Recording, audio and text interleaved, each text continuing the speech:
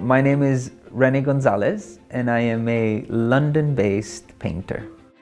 I was born in Canada and moved to Costa Rica when I was really young. I came here in 2012 to study art at the City and Guilds of London Art School, and I've been practicing here since.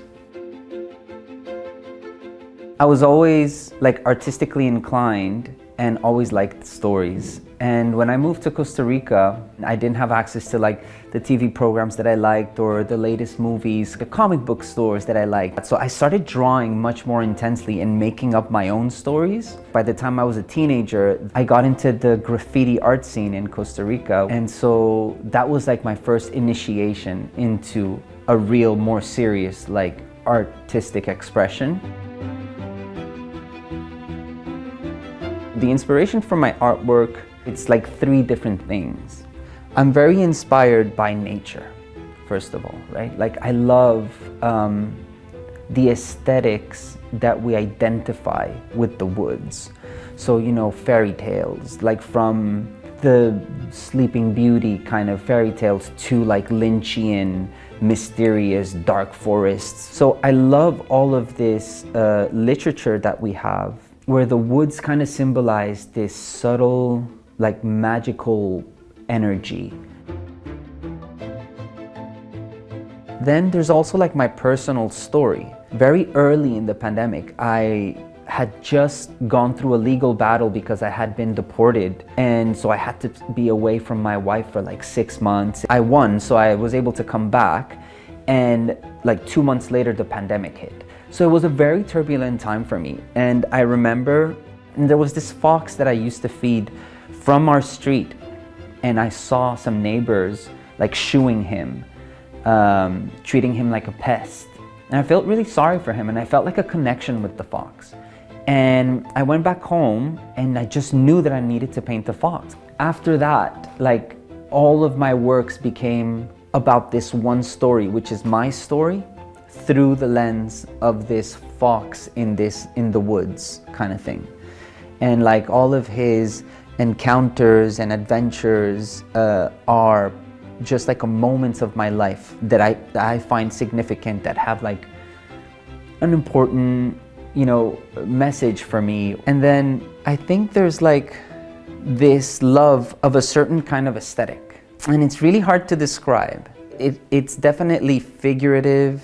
It's a mix between detail and expression. That push and pull, that's the technical aspect of my work that is really important to me, to have that balance.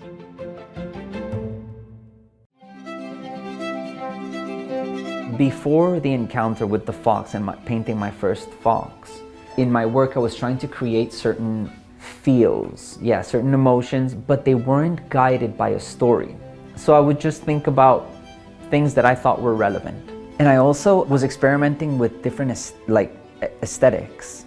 After that first fox, I knew what I was doing from then on. It had to be about this particular character.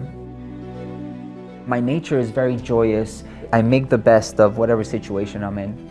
So that is very present, I feel, in my work. And so I like to put my characters in an environment that is not horrible for them, which is why I choose not to put my foxes in the streets with rubbish around them. I put them in the nice forest where they have a chance to be happy, where they have a chance to be themselves. I paint with acrylics. At times, I'll use oils or spray paint. I'll mix things, but very rarely. It's just if a painting really needs it. So I would say 95% of the time just work on acrylic on canvas. I'm able to create the effects on the surfaces that I want, and I'm very satisfied with.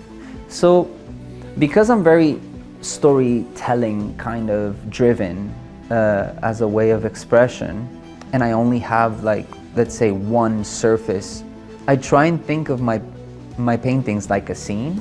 It starts with an idea. I'll find symbolism, and I'll find myths or stories that already talk about this. and color palettes and then, rhythm, and then like the scene starts coming together. Sometimes I have a very clear idea of the elements that will be in the painting, and sometimes I don't at all. So for example, Fallen Fox, and it was absolutely planned. Like I knew exactly what I was doing. I had a sketch of it, and I was like, I love this sketch, I'm gonna do this for a painting. And I'm gonna use neon colors, and it's gonna be autumnal because it's a fall of the fox. And then if you look at Illusory Star, it was a complete accident. I had this canvas, I had worked on it, and I had no clue what was happening in it. And slowly the elements started like showing themselves to me. There's different ways to observe my art, and there's a lot of details in my work, which are kind of blended into the composition to be subtle. And they're there for the viewer who is really looking, who is really trying to puzzle things together. And it's also important for people to have like their own interpretations of the work. And sometimes they have things that are slightly different to what I'm seeing. And I also like that because it's also incredibly informative. And now it's telling me something about my work that I didn't realize. I would love one day to make a space entirely into my forest. To have different elements alongside the paintings. Just like try and think of the whole space, the whole experience.